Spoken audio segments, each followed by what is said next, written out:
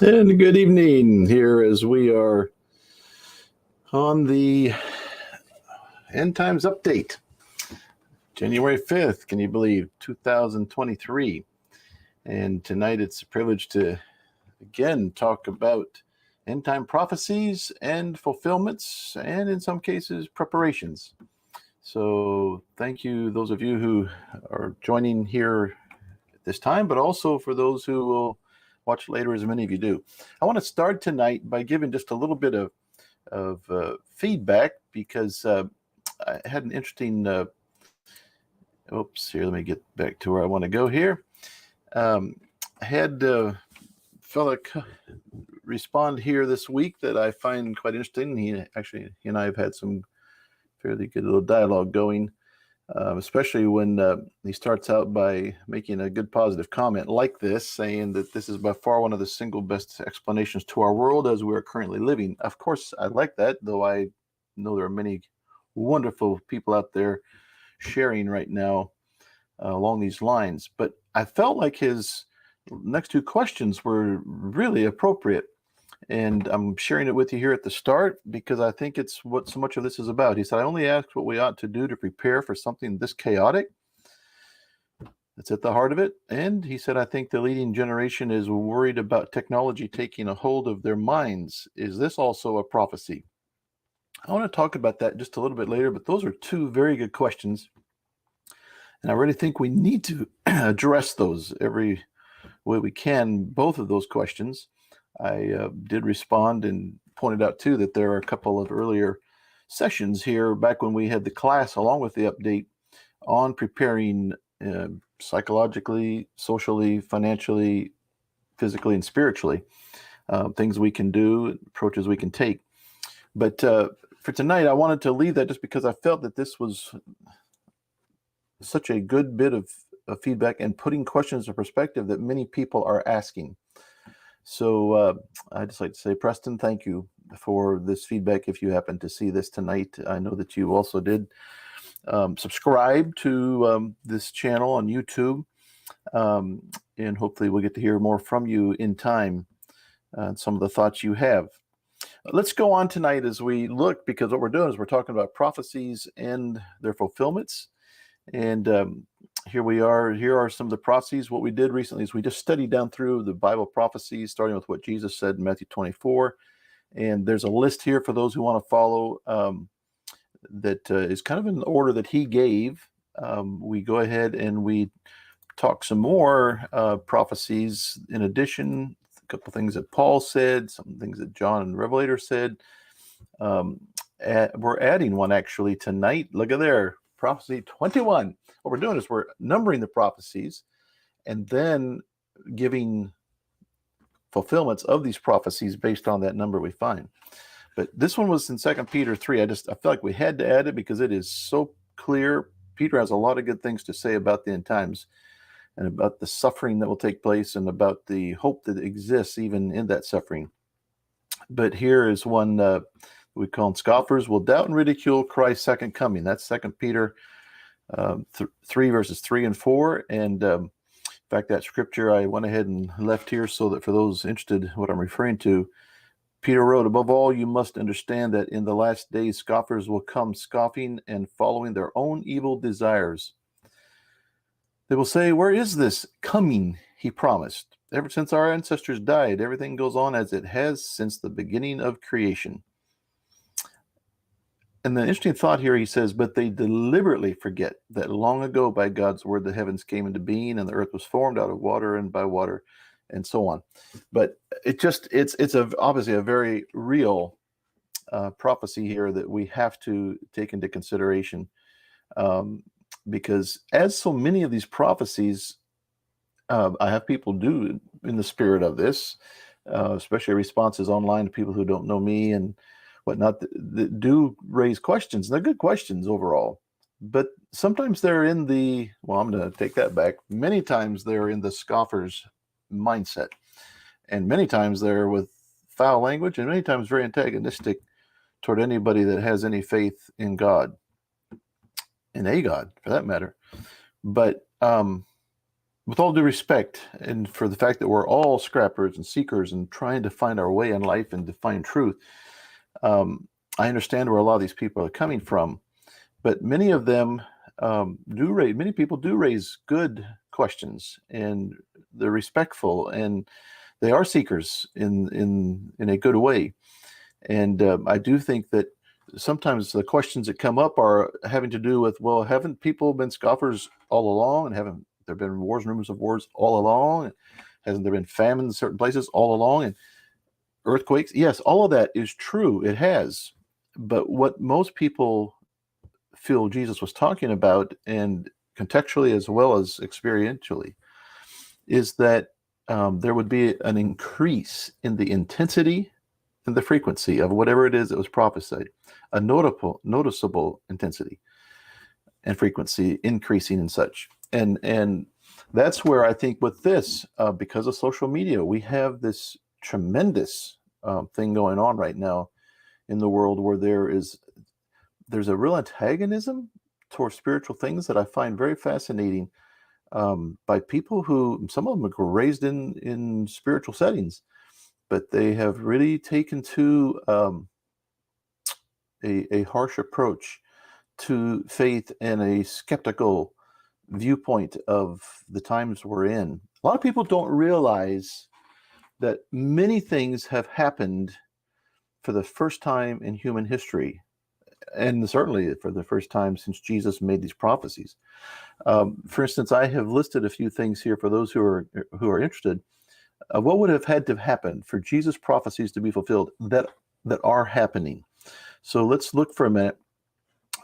There would have to be certain developments that would have to happen. One, there'd have to be global physical distress, global persecution is another, prejudice. There'd have to be global apostasy and wickedness, global evangelism, global translation, global communications, global audiovisual, global currency, financial system, global ID system, global government. And just something that I added recently is that I really feel is very clear in Scripture. Let me back up again here, means I bumped something accidentally, is that a third temple would have to exist. We're going to talk about that tonight, and that's one reason I added it, because we have something happening right now that is just amazing.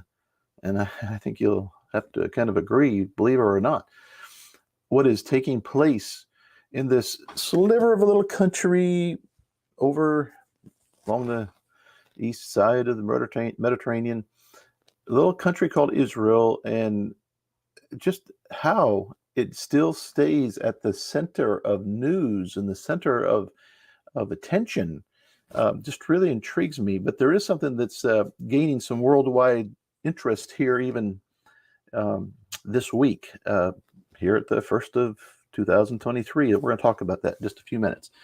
But let's go ahead and get into this. As I said, we're going to track the different prophecies, quite a few of them, and just give some headlines that relate to kind of give you, a person who doesn't want to watch news necessarily, or who doesn't want to think about some of these things, many of you, but you found yourself curious, and this will give you an idea. And it's no secret that right now, China and the U.S. are having, and Russia and the U.S. are having some real tension points develop.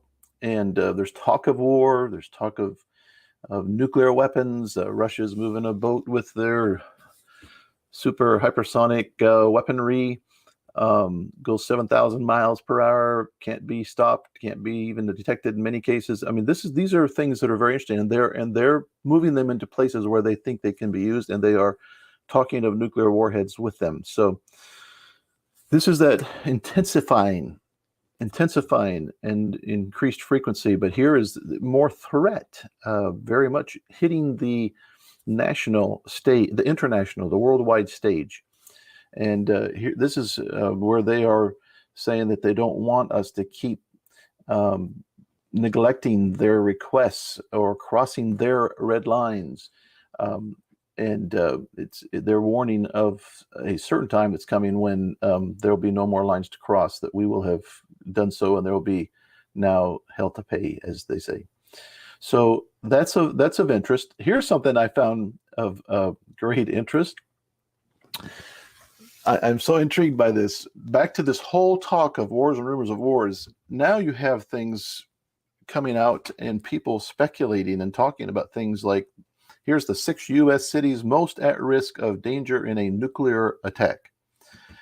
And you'd expect Washington, D.C. to be on that list. It is, but there are many other big metropolitan areas, including Chicago, New York, Los Angeles, even in, I believe it's Houston. But anyway, there's 6 big metro areas where they base things on potential harm and damage, but also what would be detrimental to America going forward if there were to be nuclear war involved. But here it is. This is this thing we're talking about, that, and you can't deny it. It's out there. People are talking regularly about things as wars and rumors of wars, and it's a new level of intensity. It's really you can Google and see for yourself. It's intense what is taking place. That's for regard to Prophecy 3. Now here's something that going on to Prophecy 4 that I find so interesting that Jesus talked about. There'd be conflict between people groups and countries that would increase. And this is where something in just recent days, this is quite a little story here that I think you'll find of interest. There's a new administration, new leadership in Israel. Netanyahu becoming the new president, prime minister, leader, however you want to talk. And he's picked quite a conservative cabinet, quite a group of people who are very much out to promote Israel's interests, even at the cost of other relationships with other countries, all with probably very good intent, like most countries have. But here's something that happened this week that really intrigued me. As the national security minister, a fellow's last name, I'm still learning how to say it. I'm going to go one slide ahead. It's Gvir, I believe, is how they pronounce it, Ben Gvir. But he went to the Temple Mount, and most of you know. In fact, there's an old saying that has something. It goes something like this: that whoever controls the Temple Mount controls Jerusalem, and whoever controls Jerusalem controls Israel. And so this is a very at the very heart of everything. The Temple. In fact, at the recent trip that my wife and I had this privilege to make to Israel, I was so fascinated by all of the talk about the Temple Mount right there in Jerusalem, the old city of Jerusalem, where Holy of Holies and the temple used to exist, actually 2 of them. They consider that kind of the center of the universe. From a historical standpoint, it certainly sounds that way. Many very amazing things happened right there on the Temple Mount. And somebody said it's not just the most holy place that the Jews want to pray and worship God. It is the only holy place that they really feel is the holy place to worship and pray to God. So it's a very significant thing. Well, up until recently, back in '67, Jordan was given the right to kind of control, at least to administer what went on there on the Temple Mount. I'm interested in all that. I'd like to learn more about that. Some of you might be able to shed some light and teach me on that. But what's interesting is that on the Temple Mount, here at the center of kind of the universe, I've seen it. I've been there. I'm very fascinated by it. They have not had people going. In fact, later we're going to give some statistics about the numbers of people the Jewish people now that have gone up on the Temple Mount. And I hear some fascinating stories about people that go up there to pray, but they go and they'll like drop a stone or a coin, and when they reach over to bend it down to bend down to get it, they'll take the time in that posture to say a prayer. There are others who will talk on their phones when they're actually praying, but doing things where they're not supposed to evidently be up there doing this kind of thing in some kind of masquerade, or kind of do it in a secretive way to try not to be caught or cause a problem. But this week, right here at the start of the new year, something happened that's very unusual. A leader of the new Israeli government, a leader in that government, this Ben-Gvir, he went up on the Temple Mount 7 a.m. one morning to say prayers. And it has not been very well received. In fact, when some caught wind that he was contemplating this, there was threat by the Arabs, the Palestinian Authority, that there would be bombs and a lot of repercussion. Who knows? Still might be, but it has not been well received, not just in Israel or by Arabs, but by much of the rest of the world and in the United Nations. So going past this, it says Israel's Ben-Gvir visits Al-Aqsa Mosque compound, and the Palestinians are incensed, which they feel like this is kind of their holy ground too, because they have a mosque there that goes way back. And so to both of these groups, the Jews and the Arabs, this is holy ground. And this is quite a contention point. But obviously this made them mad to have an official of the government go up and worship there on the Temple Mount. So now we've got the world looking on and many giving opinions. Here's the UN Security Council to confirm Jewish inferiority on Temple Mount. There are things that are coming to a head. There are nations stating their opinions, and they're saying things that, Israel does not have a right. The Jewish people do not have a right at this point to go up and use this holy ground on the Temple Mount. And of all things, here with this article, it intrigues me. They have a Jewish flag, and then they have Netanyahu and Gvir and some other gentlemen that they are being used here to represent the feelings of the Arabs and burning them. But it's quite interesting, all that's going on.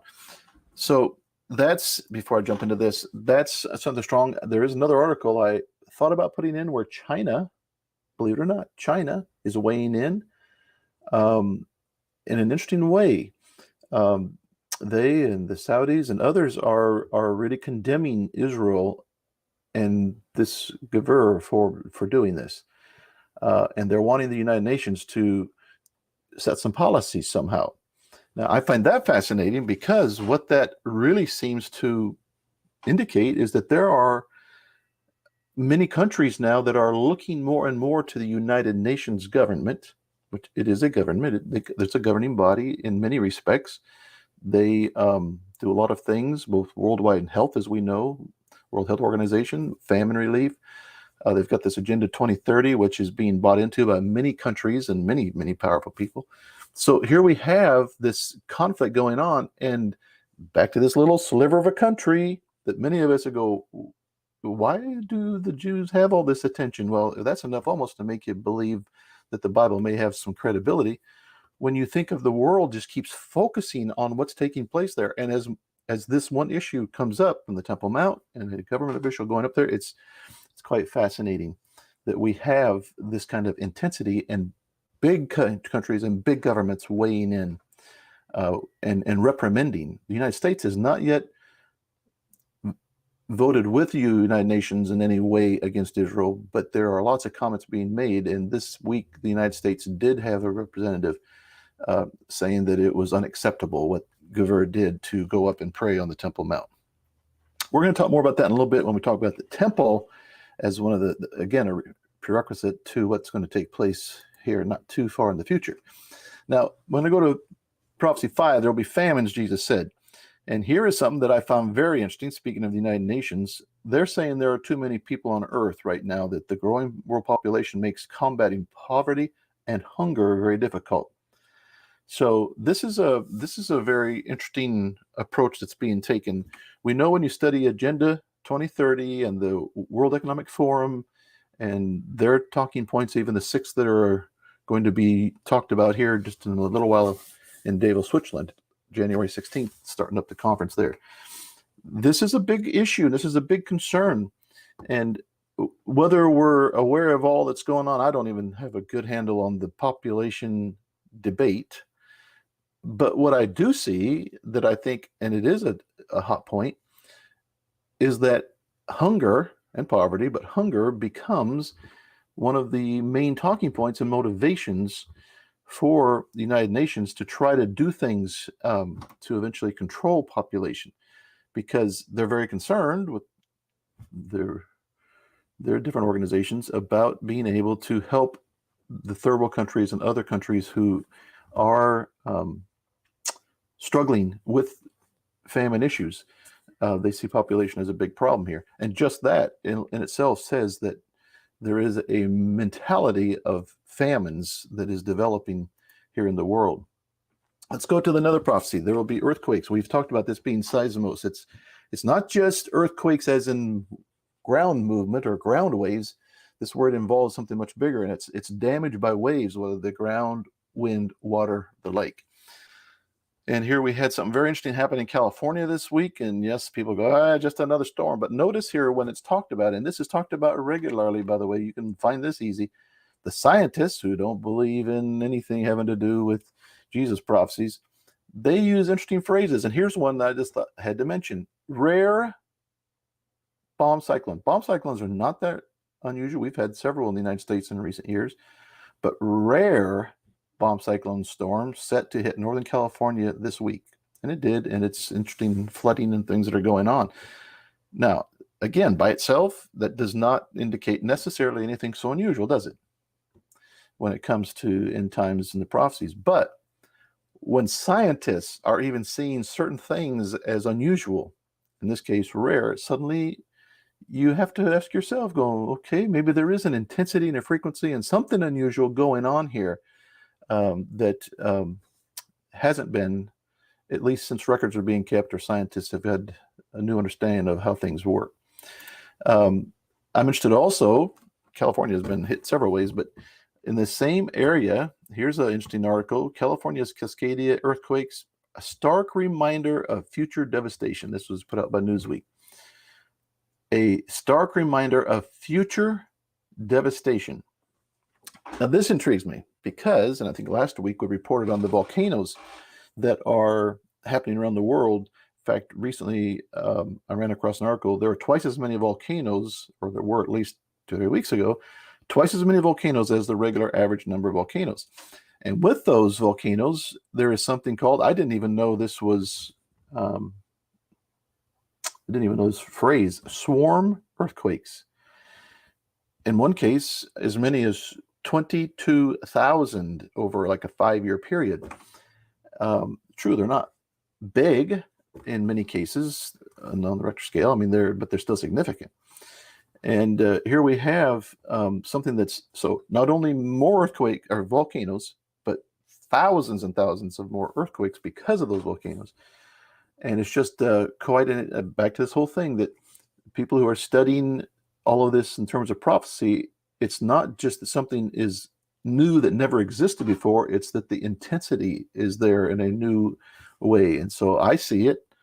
I mean, I can't help but see it when I start hearing the numbers and realizing this is quite interesting and quite unusual. There are people who don't want to see it, and therefore they probably don't see it. At least they can't admit to the fact that things are happening this way. And again, I respect them. I was kind of there myself. Some of you know the story, and I'm not going to tell it tonight. But up until 2014, I was not interested in any of this.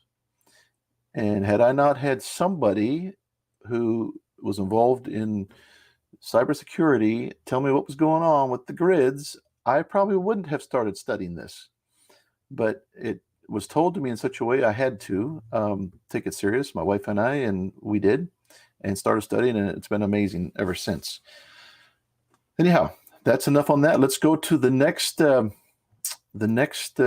prophecy. There will be, and I blew it on this one, but there will be pestilence is what number 7 is.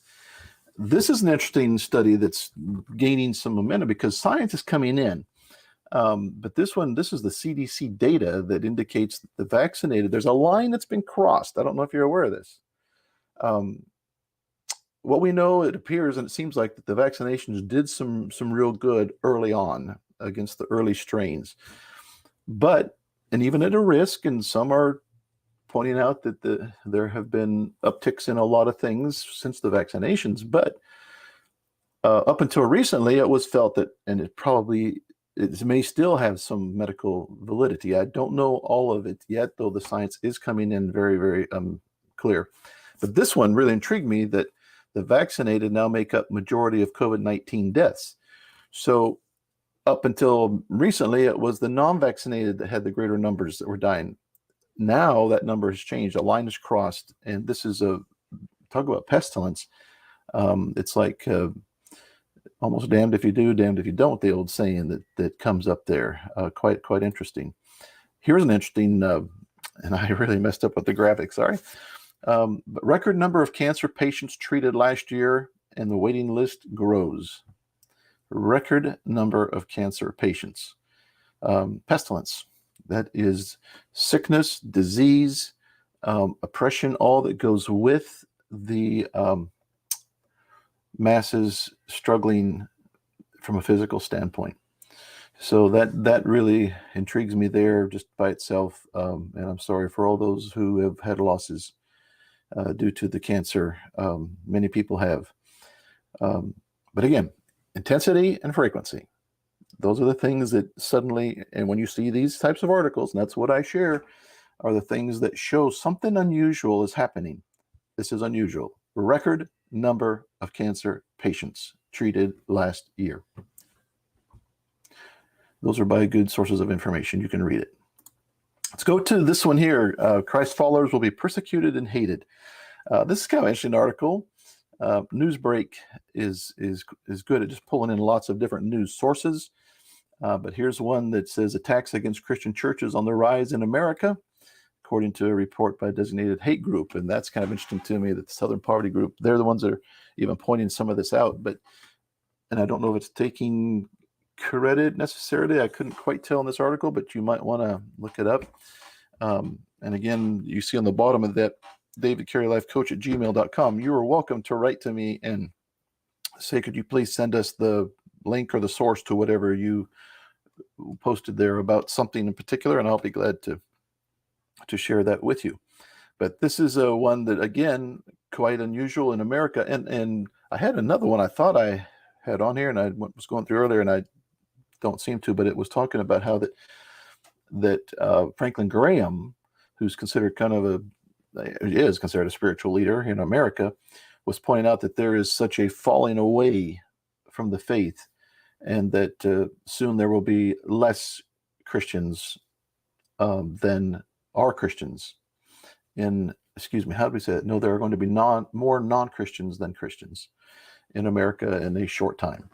So that is something that actually doesn't fit this particular prophecy, but it does about the one with people falling away, and it does fit in.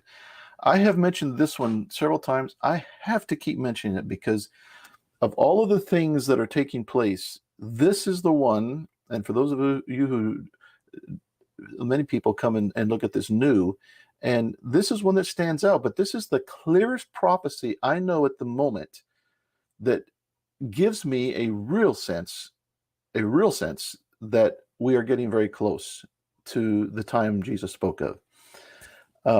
And that is where Jesus said the gospel would be preached to all people groups. And just in the last few months, my wife bought this very Bible that's pictured here. And inside the front cover here, it talks about how the Tyndale House publishers that published this Bible and Wycliffe Bible translators, who have been working on translating the Bible into all these other languages for years, they have now Vision 2025, and they are very convinced they will have the Bible in every language within just a short time, 2 to 3 years. I mean, that's their vision, and they see it as a legitimate possible goal. There are other Bible translators, I think 8 of them, who are also now chipping in and working on this. There is a really concerted effort to make this happen. What's important about this? After this happens, Jesus said, then the end will come. Now, he's been talking in a sequence of events taking place, and everything we've mentioned up to this point, Prophecy 12, has been in a sequence like this, to where you're realizing when he says this happens, it's also supported in Revelations 14, very interestingly, when this happens, then the end will come. And that really intrigues me, because I don't know what kind of marker you're looking for or that you feel you need to see it or to wake up to this or to believe in it. But this is this to me is one of the clearest, and I just feel this need to mention it regularly, especially for those who haven't watched. Now, I told you there was something else I want to talk about. So when Jesus said right after that all these people would hear the gospel in their own language and then the end would come, he quotes from the book of Daniel, and he says that the abomination would then stand in the holy place. Another place in the scripture talks about him at some point after a time ending sacrifices. Well, at this point, the holy place, which most people would consider what Daniel saw as the holy place, and what Jesus mentioned the holy place, would have been the Temple Mount. It'd be this place, this holy place where the Holy of Holies was. And there is an organization, it's called the Temple Mount Institute, who is putting together all of the things needed to have that temple rebuilt. Have been for actually a while now. There are right now 4 red heifers that they feel are vitally important to when things do kick up, that they have had flown in from Texas in the last few weeks. And they had to be perfect, flawless, not one gray hair found on their body. That's another previous talk we had. But this is amazing because things are happening right now in Jerusalem while you and I over here in America are working our tails off and or not, and are day to day, day in and day out, worried about buying homes and buying cars and paying things off and raising kids and having kids. And it's quite a thing that's going here. But while we're all caught up in this great rat race in America, over there in Jerusalem and around the holy place, there are things happening. Those people are very set on and convinced that the time is so close to when this new temple, third temple, could be rebuilt to where they can again go and worship there. That in itself, to me, is just quite fascinating. So here's this article coming out about the third temple baby steps. Though they feel like it's happening slow, they still say it is happening. And they're even doing things in Jerusalem. They're observing a lot of the old traditions and ceremonies. They're doing this on a basis that they fully believe it will just a short time they'll be up on the Temple Mount doing these things. So very interesting article. It's very much something that I think you and I have to be aware of. That's a part of this whole big confluence of all these things happening right now together. We can't deny them. I mean, we can, but if we have an open mind and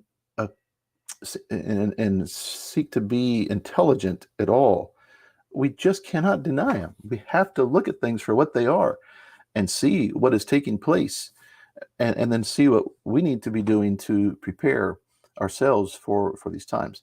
There's another thing here I find interesting. This is a chart that the Temple Institute, you can see, puts out, and they are talking about how that there's been this steady increase over the last 10 years on people making their way up to the Temple Mount. And it's gone from 8,000, 2013, 8,500 up to 51,483 in 2022. Now, these are the Jewish people going up to tourists, Arabs, others. We can go up there. I was there just a few months ago, and some of you were too, and it was a great pleasure to have a trip like this with some of you.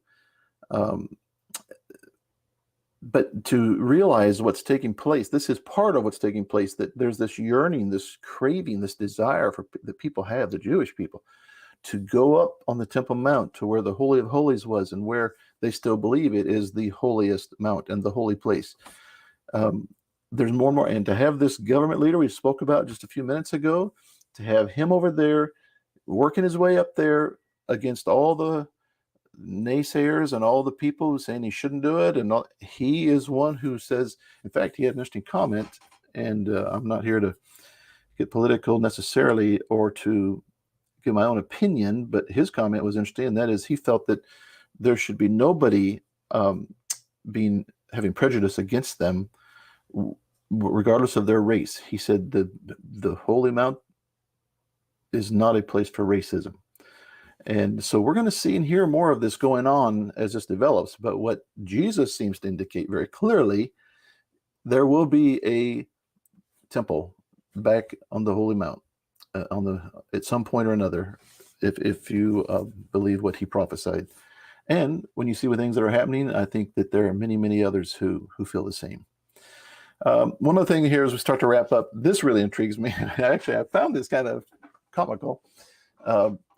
Jesus talked about the amazing things happening in the heavens, and we've talked about how that a lot of this that happens when you think about the end times is not always that it has an event directly associated with it, but it's the mindset. It's just the observations, the talk. And this is like by both believers and non-believers. So here we have this news article saying that a comet is going to make its first appearance since Neanderthal times. Now, obviously, whoever wrote this wasn't really thinking too serious, I guess, about some of creation story or otherwise. That's not the important thing. But what does intrigue me, excuse me, is that supposedly this comet, last time it was around was when some of our ancestors, I don't know how many millenniums that would have been back, but for those of you who think maybe one of your distant grandparents saw this, you're going to have a chance to see it again too. It first comes into where you can see it with the binoculars in late January, but early February you're supposed to be able to see it with the naked eye. And Comet C/2022 E3. That's kind of interesting. I'll want to see it. I hope to see it. So there's that. But again, building the mentality, the mindset, the things that before much of us didn't pay attention to. The world is, by the way, whether Christian believers are or not, the world is paying attention to these things in an interesting way. They have explanations for it. So that is going to wrap up our talk tonight. It's been great to have these half hour with you. We'll look forward to next week. And in the meantime, let's keep studying. Let's keep getting ready as we can for what is what I thoroughly believe is the end of the age. I might say one more thing in closing. There are people who say that people have been expecting this forever. And I had somebody recently who I really respect say that is not true. That is not true. It's been talked about in Scripture for these years since Jesus was on earth and gave the prophecies. And the end times was used as certain talking points and a certain call for readiness and for diligence and godliness by these writers. In fact, Paul and Peter and even John, but the disciples in the Gospels, a lot of this, and what they quoted of Jesus, this was being shared so that believers would prepare and be ready for the end of the age. But the expectation has not been there as it is. And I find that interesting because I just assumed every generation since Jesus had thought this could be it. For those who might have, they had no real grounds to think it. Today, because of the technology and because of communication and all that we're seeing, literally able to see, we are the first generation in human history that has every right to expect that this truly is what Jesus said would take place. This would be the time that Jesus said the end would come, as he answered that question the disciples asked. So let's keep studying and let's keep looking, and we'll look forward to being with you. Trust your New Year's off to a good start. God bless. We will be in touch.